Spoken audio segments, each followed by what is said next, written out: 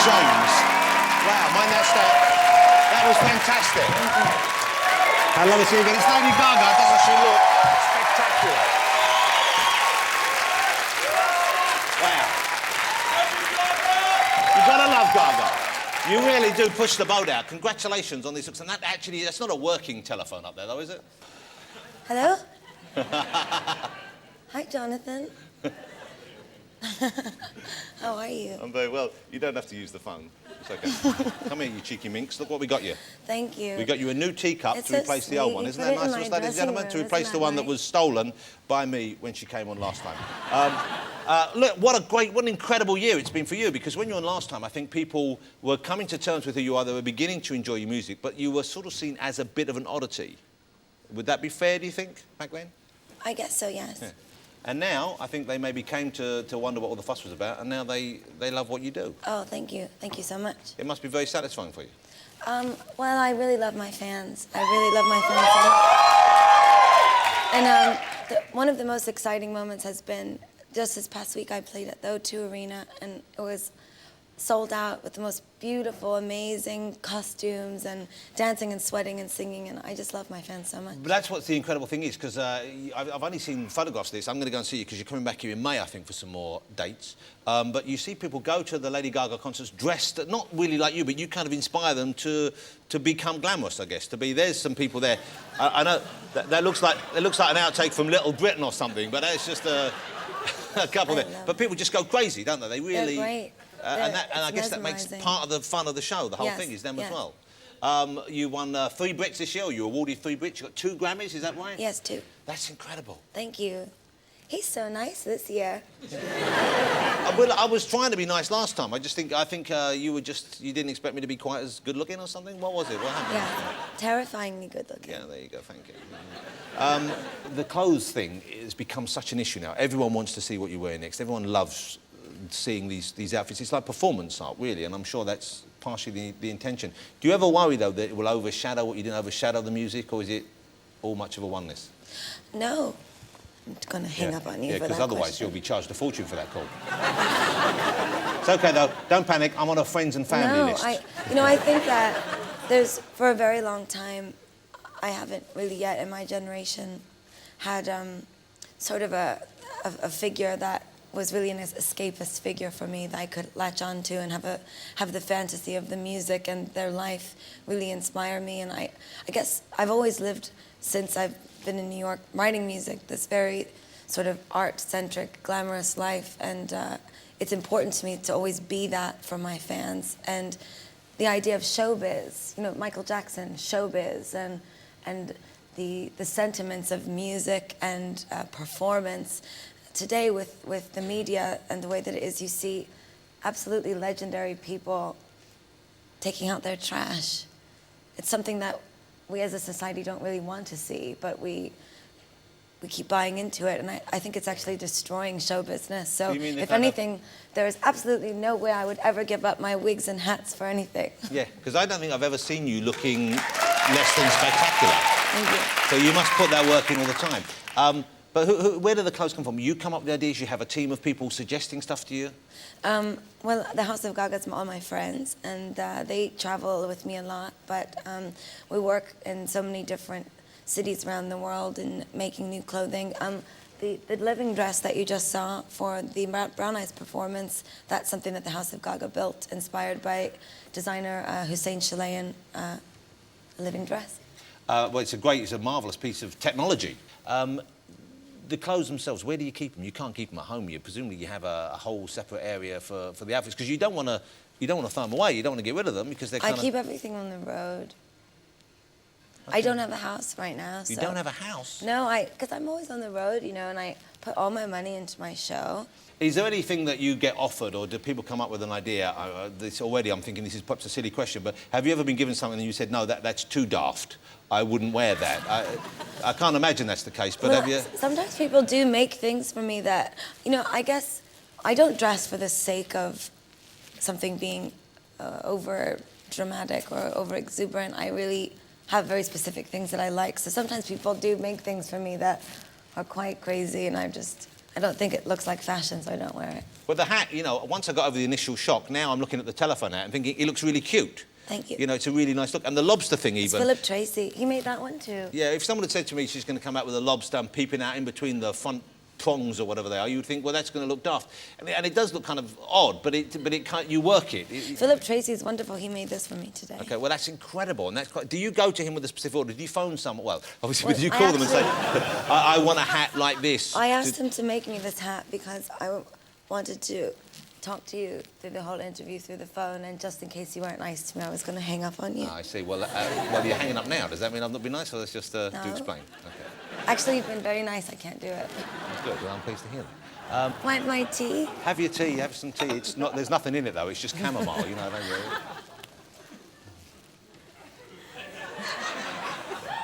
It's interesting, I think, that you're talking about no one inspiring you, but you are now inspiring, I would have thought, the tens of thousands, hundreds of thousands of people to maybe be a bit bolder, to be a bit brasher, to be a bit more adventurous out there. And that must be, I would have thought, what a thrilling thing, because you were inspired and now you in turn can inspire others. Well, you know, in reality, I can't really expect everyone to dress like me, and I actually don't at all. Yeah. That's not really what it's about. It's about be whoever you want to be.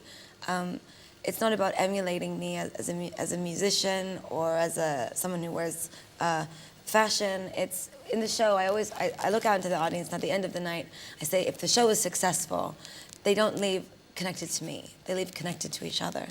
They've found a bond between one another. I mean, you know, from going to see bands when you were younger. Yeah. It's like Well, and you recently. show up and you go and you feel like you're a part of something. Yeah, you feel part of a gang. And in a way, if someone is kind of a very individual performer in that way, who not everyone necessarily gets, not everyone understands, you feel closer because of that. You feel like you're really part of a Yes, kind of... and I truly was, and I still am in some ways, you know, an outcast from the music industry because what I do is so different, and I don't really have any friends in the music business. None at all? That's a very... And that's really why, you know, it's when You you don't- when you but bring people up like you, don't when they? you bring up people in Britain who are in fashion, they have been the ones that have really been my friends and who have said there is a place for you in the avant-garde world and we love you, and in that way I felt like I had a place to belong. I get the feeling from you saying that. Did you feel surprised that people in the music industry didn't warm to you then? Didn't immediately get you, didn't like you, in the same way the fashion people I did? didn't really care. I was just very excited that I had a record out, and today, actually, to answer your question about the fashion overshadowing the music, we just went diamond worldwide. The album has sold 10 million records, so I didn't even know you could go diamond. Yeah. Diamond sounds incredible. Is that more than platinum or what is that? I don't understand. Yeah, it's more than platinum. More than platinum. I didn't know you could go more than platinum. It's exciting. I feel so blessed. But in that way, I guess it's sort of the testament to, especially in the age of piracy and how many people are not buying music anymore. Well, I think a lot of your fans buy the CDs to turn them into They hats. they buy 4 and 5 copies, and they're so cute. They stand outside the hotel and they say, they come, Lady Gaga, we love you, but we've been waiting for 10 hours. I have 5 CDs, and you must sign all of them. This one in red, and this one in blue, and this one in yellow. You could, you can, I imagine, we've talked about you making the effort whenever possible, but you could sneak out kind of undercover in slobby clothes and they wouldn't know it was you. Listen, I promise you, first of all, I don't wear slobby clothes. I bet you, come on. Gaga, listen, now for 1 second. Come on, you wake up in the middle of the night and you know, you've had a late night, you've been out, and just for the fumes from your audience, I understand, would probably be intoxicating. And then you want to just sneak out somewhere. You must have a pair of old sweatpants you pull on, a vest. If you're watching TV, have you been tempted by a slanket? Don't do that. No. Look, I'm imagining. Have a look at that. What do you think? Do you think you could? Don't you think that would? Doesn't that look? That's a slanket. That's horrible. It's not horrible. Actually, All right, it's a bit horrible. Something funny though. On the Monster Ball tour, we make these for the guys that rig my show because they get cold sometimes in the arena. So we have little we call them snuggies. Snuggies. So they're walking around like all in one blanket suits. It says Monster Ball on the front. Wow. Well, like you have to send me one of those. But I don't wear. It's fine that I don't. Do I have to dress that way? No. No. But I'm saying. It's all right to be different. It's fabulous to be Everyone different. who's watching.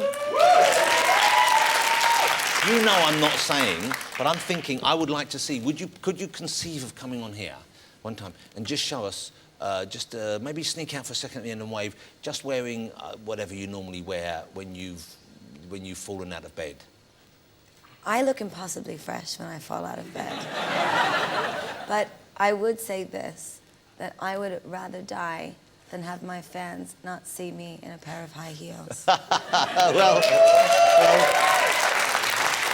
And that's showbiz. that's a mission statement. Let me ask you about, can I ask you about your personal life? Hello? Well, okay, I won't push it, but I was just curious as to whether or not there is, at the moment, a Lord Gaga. I don't really have time to get to know anybody. I'm sort of single and alone, but I'm not miserable, not yet. I'm sure it's coming, it's looming. No, But I don't have time to get to know anybody on the road, and I am so busy, and nobody will put up with my craziness. I'm sure, come on, I'm sure there will be someone out there. Jonathan, I just threw my last tour out the window and put a new show together in 2 weeks. But if you are over here, whatever you do, don't marry a footballer, okay? Why would I marry a footballer? Exactly. That's a question I'm not any going- sane girl should ask herself. I feel completely detached from the celebrity world. I mean, I know that I do get, sort of hounded a bit, but you never see me falling out of nightclubs. No, you don't. You're not with that- other people. I really don't know anybody. I don't have any friends. You don't have any friends? Well, maybe we should I hook you have up with my some. friends. My friends are amazing. They're Hold all on. backstage Hold on. getting... Michael's perked up there. Michael, don't get ahead of yourself. Who's over there? Let's have a look. So my friends. Oh, those are my friends. I love them so much. One in particular wants to show you just how big a friend he is there. That was like a friend They're dance so he did great. there. No, they're But actually all on tour with Gaga, me. do people try and engage with you as a friend? I mean, do you have people come up to you, or do you just? I guess you're not seen out and about in normal places. People can't meet you.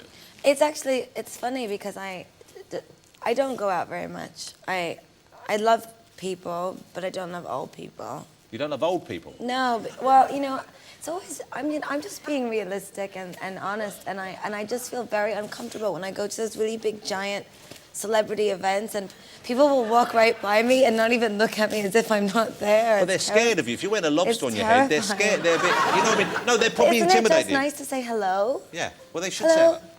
But Good morning. But I can't believe that. I think because when Hello? I was at the Brits, everyone was excited you were there, and everyone wanted to talk to you.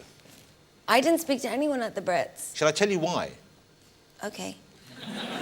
Because, and obviously you need security around you, but I was hanging out the back and we were waiting to drive home, and I saw you getting out your car, and obviously you had this big, huge meringue of hair on your head, which looked incredible, and you had a great effort, but you were kind of had a lot of people around you to get you into the car and get you there, and it kind of looked like, it was a bit like, I imagine how it must have been to try and talk to an American president. You know what I mean? There was a lot of hustle and bustle and security around you, and I guess you have to have that because you're a very big character. Actually, it was probably just because my hat was very big and I couldn't get into the car alone. One thing before you go to perform, because are you going to get changed again to perform, or are you going to do it in this?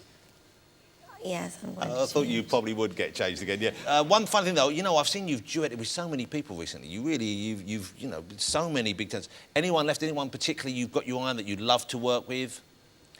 Actually, right now, I just did a telephone video with Beyonce, which is coming out this week. Wow. And, I don't really want to do a duet with anyone right now. No, I'm happy with what... I think it's important for, especially in the pop world, when there's so many duets and features all the time, I think it's important for the sort of legacy of your music to stand on your own 2 feet as much as possible. So I probably won't do anything for a while, actually. Well, you don't need, I just wonder whether, David Bowie, would you like to work with him? Yeah.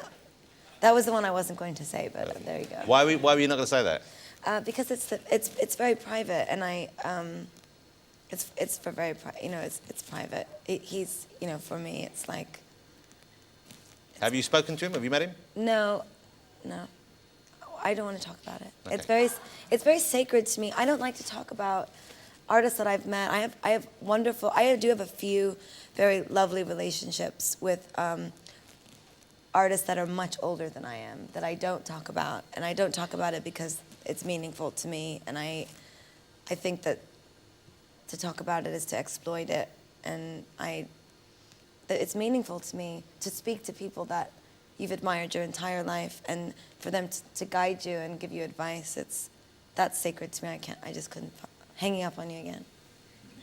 You took a long time to do it, though. Actually, that was a long... Now, before you go to perform, one final thing I want to ask. When you did the Royal Variety performance here, which was a great performance, and it seemed to me that the Queen genuinely enjoyed what you did. What did she say to you afterwards? Because there's a picture of you two together, and you can see she's loving the look, she's loving the whole thing, and that is a fantastic, once again, a great outfit for you. And she's someone who knows her way around a hat. We know that, you know. So she must have felt there was a bond, I guess. She was very nice. She said to me, I haven't told anyone yet. I didn't even tell my dad, so he's gonna be mad. But he, so I leaned down, I bowed to her, and then she said, "That is a very big piano that you have." So I started laughing, and I said, "Yes, it was." I was so nervous. It's the Queen. It's the Queen. I mean, there is no greater lady than the Queen. There is no great lady than the Queen. And let's face it, if she wanted a big piano as yours, she could have had one. So she was could have impressed just by the taken it. song. I'll take it. She could have taken it with her. I want your piano, Gaga. Yes. OK, you're going to perform. Which song are you going to do? You're going to do Telephone first? I've never done Telephone live. You've never done it live before? No. Well, I've done it live on the tour, but not on TV. And this, you duet with Beyonce on this, on the... Yes, but she's not here. Well, would you, if you need, you know, I'm here, Michael Ball is here, we'd both happily step in. Listen, I don't know if anyone can shake it like she does. Have you seen Michael dance? If anyone can shake it like Beyonce, it's Ball. Play your cards right. No, we're not going to inflict that on you or indeed us. Lady Gaga is going to perform Telephone first, but will you join me in saying thank you to her for coming back on the show and for being not just a brilliant talent, but also for talking to us in a way which I think was very open, and it was lovely to see you a bit more relaxed than last time. I'm relaxed, thank you.